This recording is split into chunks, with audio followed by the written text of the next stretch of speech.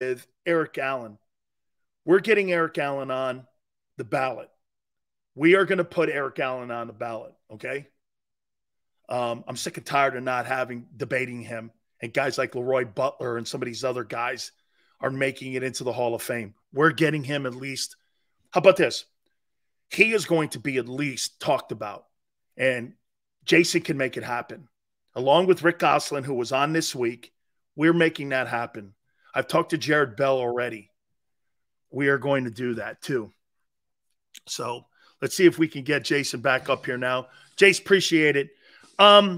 Just to recap here, the framework of the Hurts deal is going to look a lot like Mahomes' deal. Mm-hmm. I think what they're doing is playing Brady ball a little bit here, Jason, that Jalen wants to make sure that he has a competitive roster, and I think this is brilliant by the player. Well, look, there's a couple of ways to deal with that. Look, it's a good PR thing. You got to make sure you're getting some guarantee out of it. And having large cap numbers year over year, which is sort of where Mahomes is, so the team constantly has to come back to him and renegotiate the contract is an advantage. It's a really big advantage if you're Patrick Mahomes, right? And you're one of the premier quarterbacks in the league, and you've got a great, offensive coach who's going to help you a lot, right? It's a different thing if you're not a pure quarterback in the Mahomes category. And I'm not sure that Jalen Hurts is that right now, right? So, I like Jalen Hurts a lot, but he's betting on himself a little bit more than even Patrick Mahomes is betting on himself. Who's better than him in the NFC if Rodgers goes over to the Jets? Well, it's not. I mean, I don't know if there's anybody who's better than him. I mean, Stafford when he's right. I think the Eagles are looking at that too, Jace. I think you're right. If he's in the AFC, it may be a different conversation here. But if you're looking at the NFC right now and you don't see, Dak, Kirk Cousins, these are all like overachieving dudes that are in that side of the conference as well. And the Eagles have been it only behooves the Eagles to lock him up now. And again, lock him up earlier than later, even if you have to overpay on some of the guaranteed money when you pay now. Because again, we've talked about it. How long a career is Jalen Hurts going to have playing the way he plays? All right. It's an issue. It's an issue. And the second part of that is, can he modify the way he plays so that he can have an extended career? If you believe that, if you believe either one, if you believe that he's going to have a short career, lock him up now. Sort of what Buffalo did with Josh Allen, right? Yeah. Get him done earlier than later, because the cost is only going to go up, or you're going to get into a Lamar Jackson kind of situation where you're butting heads over your value, right? And so completely agree. I always go side with the team locking the player up earlier. And in Jalen Hurts' case, you have to think that way too. You have to think, am I going to have a 9, 10, 11, 12-year career, or am I going to have a 7, 8-year career? What am I going to do? And so I should maximize my money now, because whether you get paid $150 million guaranteed or $200 million guaranteed, we're talking about life-altering money. And that's, you're setting yourself up and, your grandchildren, great-grandchildren up for life if you do this right.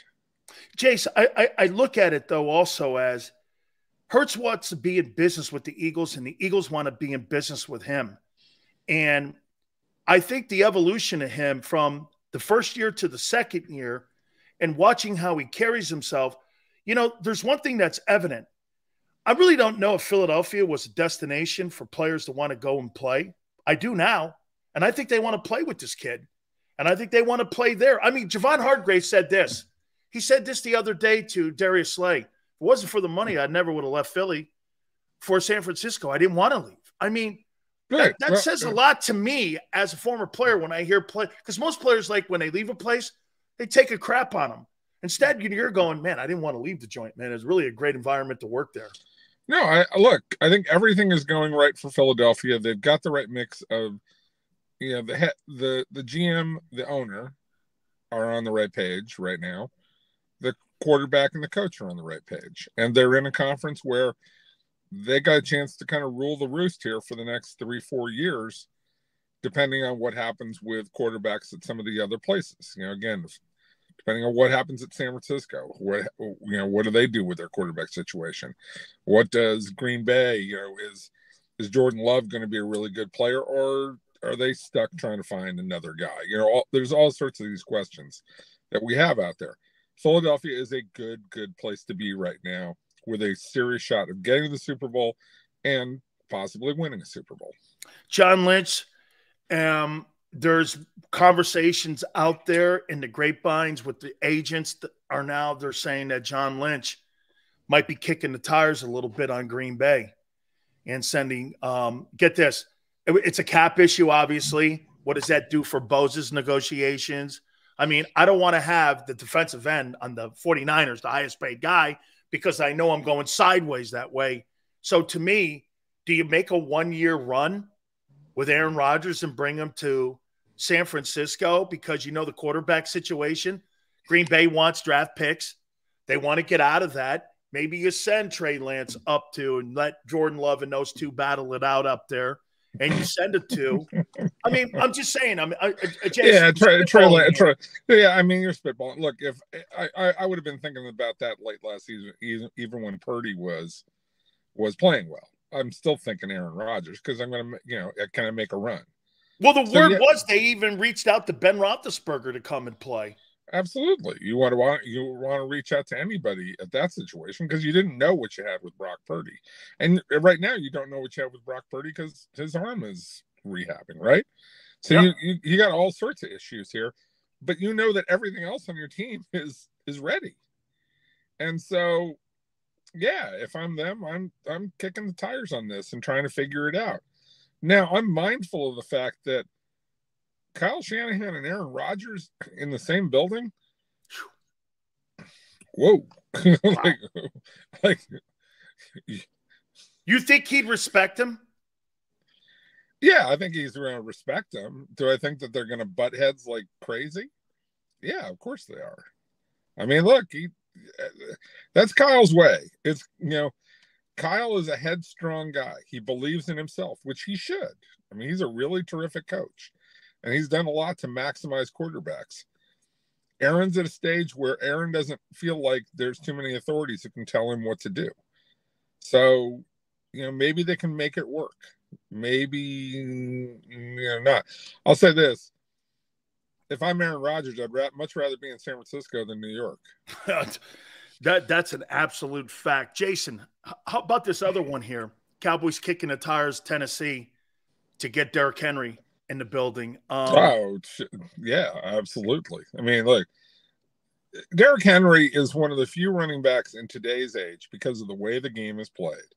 Because you have to have, generally smaller defenses that are, pass defense oriented, where you're saying, I can use him as a battering ram, and probably get 2 or 3 more years out of him. And not just use him as battering ram and use him up the way that, say, a Brandon Jacobs or a Ricky Williams. Now, he's still got mileage on his tires, right? He got 1,500 yards last year, over 300 some odd carries. He's 28. Yeah. That guy's still got a full tank of gas, in my opinion. Well, I think so too, and he's one of the guys. Like, yeah, if I'm Dallas, he's a perfect fit for the game I'm trying to run, where I just play open enough with those wide receivers, right? With CeeDee Lamb and all those guys that they have. I can play open enough that's going to create avenues and running lanes for a guy like Derrick Henry. I think that's a perfect fit. And the way that Mike McCarthy wants to run his running game, that is a definite match. But I think Derrick Henry works just about anywhere because do I. Right, because of the way that the game is played today, and surprisingly won't get used up the way that old-time running backs got used up. 2 last questions for you. Does Lamar Jackson play this year? Does he play in Baltimore or somewhere else? I think he plays in Baltimore. He plays on a 1-year deal. And so he goes back to Baltimore on a $36 million deal? Who else is going to pay him? Man, what a slap in the face. I mean, look. A total failure on the gamble. No, not a total failure. I mean, look, if he wants to go back to them and get $150 to $200 million guaranteed, I'm sure he can get that. He's just not going to get the 200. This is what happens when you don't have people in your ear who tell you the truth. You live on hopes and dreams rather than this is what the market is. And this is what reality is. And it's hard to hear that, but that's what you need to hear. You got a bunch of people in your ear who are trying to get your attention to say, oh, I can go make you that money. I can get it for you. You'll make $200 million with me. You'll do it this. And you've got your mom who, look, I don't blame her for being his greatest advocate. She should be. She's done a hell of a job helping get that kid to this point and making him a star in the NFL. But this whole thing about you got to get paid more than what Deshaun Watson got paid, sorry, that's not going to happen. And it's not because of the owners. It's because of style play and because of, because that contract was an outlier and Cleveland was overwhelmingly desperate to get him. They had to pay him to come play in Cleveland. That's correct. Which is the opposite of what you're talking about with what, where you are with Jalen Hurts in Philadelphia. Absolutely. Finally here, I talked to Jared Bell. I talked to Rick Gosselin the other day about Eric Allen. I talked to some people at the Hall of Fame. Jace, how do I get Allen on a list for you guys to debate? What's the process? Well, he's already on the list. I mean, he's among the guys who's going to be whittled down. He was on the list of 25. I think, he just didn't make the list of 15 last year. Okay. So he's close. The question is, why does he belong in the top 15? What's the overwhelming reason? And part of that has to do with who are the other people who are being considered, right? Like, Darrelle Revis is coming up too. So, I mean, well, no, Revis is already in. I mean, and that's right. Revis got in this year. And, that's right. So there are some other guys. And the other question is, how does he compare to other guys who are already in the Hall of Fame? How does he compare to guys who are also on the ballot? Those are two things to figure out. And that, I haven't looked at it lately. I'm going 58 INTs. I mean, look, he's a terrific player and he's right on the cusp. But I would also caution you to say, how many INTs did Terrell Buckley have? 50 something? Yeah.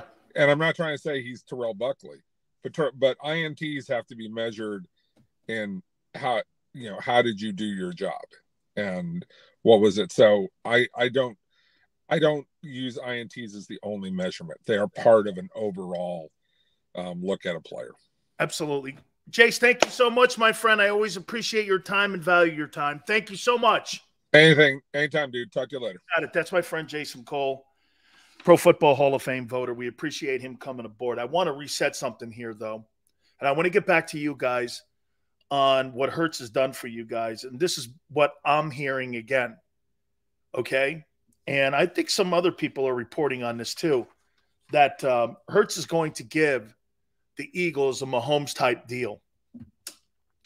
And it's going to have a lot – and again – see, most people, when you hear a Mahomes type deal, you actually don't know what's in the Mahomes deal.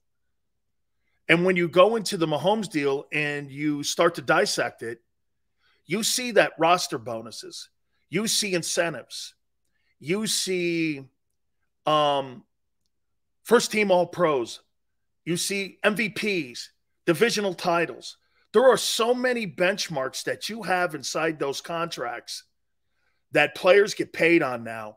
If you're second team All-Pro, if you're first team All-Pro, if you lead the NFL in touchdown passes, if you lead the league in completion percentages, you get not roster bonus, you get player incentive bonuses on this. Okay, so all of those things that are in the contract, that's exactly what Mahomes has. Mint goes, he's no dummy, Sills. No, I'm not saying that. But what he is flexible. Most of these quarterbacks, Mint, are not flexible. They're not flexible to put contracts like that together. You know why? Most people in life are all about the start gate and not the finish line. Jalen Hurts, Tom Brady, and Patrick Mahomes are looking at the finish line. Smart. But you have to be confident in who you are for you to believe that. Now, I do agree what Jason says. One thing is really troubling, though. Again, the style of play, if you're Clutch Sports, you've got to be cognizant of that. Okay, look, this guy here, hey, that guy up in Buffalo, he's got to do it. If I were his agent, I'd be telling him, get down, kid. Slide. Get down. Okay? Yale goes like this. Was Mahomes' bonus payout for winning the Super Bowl? Hey, Yale, not only for that, winning the AFC Championship. Look at this. Mahomes gets a bonus for going to the AFC title game, winning the AFC title game, winning the Super Bowl, plus the money he made for the Super Bowl. That's how you put team-friendly deals together. You put all those incentives. And you know what, too? Hey, are you trying to tell me Mahomes is not gambling on himself? What's the assurance he's going to a Super Bowl again without Tyreek Hill? Don't you think there was apprehension when Tyreek Hill was traded to Miami, and all of a sudden you got incentives in there that I'm going to lead the NFL? Look at this. Look at how much Mahomes gambled on himself. What's his? Wait a minute. I'm losing the best deep threat in the game. I got an incentive for leading the league in passing yards. I got an incentive for leading the league in touchdown passes. And I just let Hill go. Shit. What did he do? He broke records this year. He broke the all-time single-season yardage number. Bonus. And he led the NFL in touchdown passes. Bonus. Without the kid. That's gambling on yourself. Dude, you need people to throw. He's throwing the ball to Juju Smith-Schuster. Look at how much that helps Kansas City out. He's throwing to a guy that makes $21 million less. And he's still breaking records and getting incentives and winning Super Bowls. That's investing in yourself. Jalen Hurts believes that. Now, again, the style of play, if I'm Clutch, I still think you have to get, for me, with Jalen, I would want, how about this? I would make this point. I would want more money in my guarantees, in my initial constructing of the contract, and I would want as much as Allen got. Whatever that number is in guarantees, I want to top it because he is an exotic player. And what I mean by that, he's dual threat. Dual threat, more chance of injury. They don't last long. So they've got to look out for him. As much as he wants to give a team-friendly Patrick Mahomes deal, okay? Hilton goes, Jalen's style of play is not that bad. Name me one player that's had a long, giant career like that and doesn't look like Cam Newton or RG3 at the end or Vic. Vic never played a full season in his entire career. Can you name me one guy? Okay? That was like a dual threat dude. And he's not quite Russell Wilson yet. He's not quite Russell Wilson. He's getting there. By the way, I think do I think Jalen Hurts can, To my opinion, the ceiling is Russell Wilson. That's how I see Jalen. Okay? If Jalen can be anything kind of around that with Russell Wilson, that's the kind of player you're hoping for. Okay? That's the kind of player you're hoping for, is that kind of player. Look at Neil talking Fran Tarkenton, when he left the game, had the most touchdown passes and most passing yards in NFL history. I see the LOL, Neil. Remember that. I mean, it wasn't like he couldn't throw the ball. And I'm not saying Jalen can't. Okay, but I mean, Tarkenton was passer. He led the NFL for years with the most passing yards. He broke Unitas' record. And by the way, I saw somebody go like this: Jalen and Dak and Cousins are not overachievers. Were they first rounders? I must have missed that. Dak was a 4th or 5th rounder. Cousins was a 4th or 5th rounder. Jalen was a 2nd rounder. The entire NFC is almost all of those type of guys, overachievers.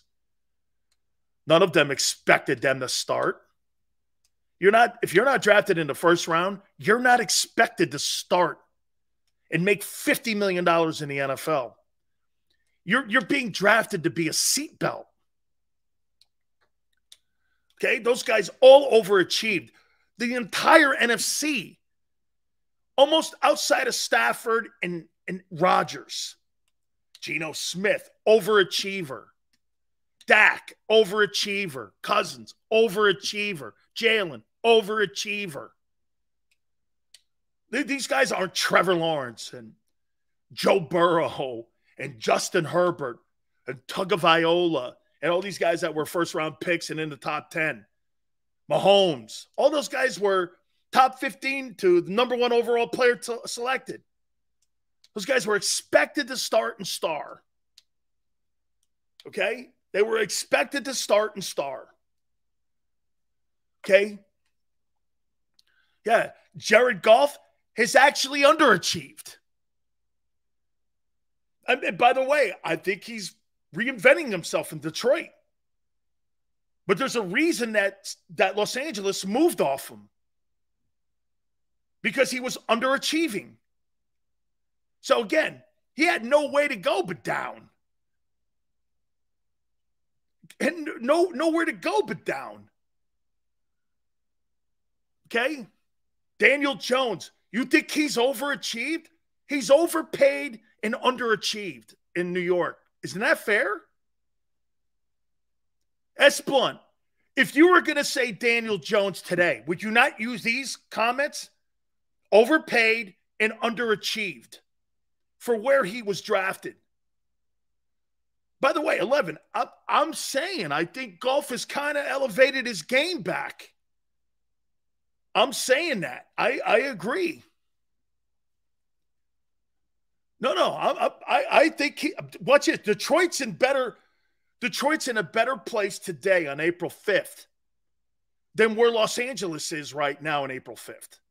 I feel better going into the season for the Lions than I do the Rams. The Rams have 100 question marks. 100 question marks around that football team. Besides Mahomes, almost every – I don't think Justin Herbert is underachieved. Justin Herbert has thrown for more yards in the amount of time that he's been in the league than any quarterback in NFL history next to Mahomes. I think Joe Burrow has not underachieved. He's been to 2 AFC championship games. He's been to a Super Bowl. He's changed the entire landscape in Cincinnati. I think Trevor Lawrence has changed the Jaguars into a conversation now that we're talking April 5th instead of the draft about division titles. I think those quarterbacks, I think Buffalo is in a place where they're going to constantly contend. The Buffalo Bills are going to contend for the AFC championship for the next decade. That's not underachieving. You're going to be in a Super Bowl window for a decade with Josh Allen. You're going to be in a Super Bowl window in Kansas City for the next 10 years with Mahomes. You're going to be in a Super Bowl window with the Jaguars and Trevor Lawrence for the next decade. Let this thing play out. Underachieving? I don't believe it. The problem that I have with Herbert is that he's in one of the worst organizations, owned by one of the worst NFL families and the Spanos families when it comes to business of football. They don't get it right. How can you have Dan Fouts, Phillip Rivers, Drew Brees, and Justin Herbert, and you've only been to one Super Bowl? How's that possible? How can you have a collection of quarterbacks like that? Philly doesn't have that. You had Drew Brees in the window, and you almost ruined his career there. And you go to the Super Bowl with Stan Humphries. How appropriate. The lesser of all those guys. You go to the Super Bowl with the lesser of all them dudes. You've had Phillip Rivers, Drew Brees, Dan Fouts, and now Justin Herbert. And you don't win squat with them. And all those, I think Fouts went to one AFC title game. Rivers went to one. I think they've only been to two AFC championship games. I mean, how do you have that collection of quarterbacks and Stan Humphries takes you to the promised land? You get destroyed by the Niners. Crazy. Buffalo isn't achieving anything if they don't fix that offensive line. Yes? Yes. See, that's a fair rip. And running game.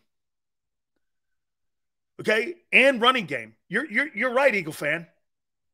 That's correct. And now that they're paying the quarterback, hey, man, you got a lot of work to do. Jeffy goes, Daniel Jones is Sam Bradford minus the injuries. Hey, Jeffy, Sam Bradford used a mask when he played in the NFL. You know why? All the teams he robbed with money. I've never seen – he was the last player that got those big signing bonuses coming out of college. I think he got like $54 million. I've never seen a guy rob a bank more. Him and Brock Osweiler. When they showed up at the general manager's office to get their checks, they had their head down. Hey, and I always tell you this, man. At least Jesse James, he used a gun when he robbed a bank. These guys use bad play to rob a bank. Hey, man. Dude, Jesse James used a gun. These guys here, Brock Osweiler and Sam Bradford, I don't know, man. They didn't even have to use a gun to rob and hijack franchises. Yeah, hey, Ferno, me too, man. Can you imagine getting $100 million and you give 5% of that? So you mean I get $50 million of that for the shittiest quarterback ever to get the most money of all time? I don't know how that guy did it. He was okay, man. But, man, Cousins too, I guess. You guys have finally convinced me on that. Holy cow. Sam Bradford, man, gets his paycheck with his head down. Hey, dude, you never want to walk in your boss's office. Hey, thanks for paying me. Shit, Ben Simmons, man. Hey, Shakur, Ben Simmons. Ben Simmons and Manny Ramirez have a lot in common except for this. Manny was actually good, but Manny never knew where he played. Hey, it's Manny Wood. What's that mean? Right? Manny Wood. Manny Ramirez and Ben Simmons, right, Tone? Probably the same guy. They don't really give a shit where they play, but Manny was good. I mean, Manny Ramirez was really good, man. Oh. All right, let me take a timeout. We're going to reset. Top defensive players that are going to be in the April draft. Surprise teams in the NFL. Some Heisman talk a little bit here. I want to talk about the deal that Jalen is giving the Philadelphia Eagles. All reports are saying it's going this way. We'll look at the top defensive players because I think maybe the Eagles can get one of these guys. A little more on that 10th pick. It's a value pick. The pick you're going to get your player on is at 30. Hit the like button. Keep it here on the National Football Show. Go to get your game on. Go for the beers